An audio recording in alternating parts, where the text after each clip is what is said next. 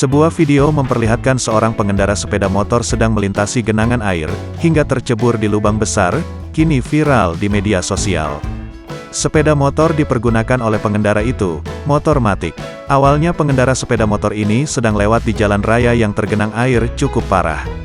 Tiba-tiba saat melintas, pengendara sepeda motor ini langsung terjatuh dan masuk ke dalam lubang besar. Saat terjatuh, sepeda motor itu langsung menghilang dan tenggelam. Warga sekitar yang mengetahui kejadian itu, langsung berusaha mengevakuasi kendaraan roda 2 ini. Video yang sudah viral itu, satu di antaranya dibagikan oleh akun Instagram @andreli_48. Pada postingan tersebut memiliki keterangan hati-hati saat melintas di jalan yang tergenang, agar tidak terjadi seperti di video ini.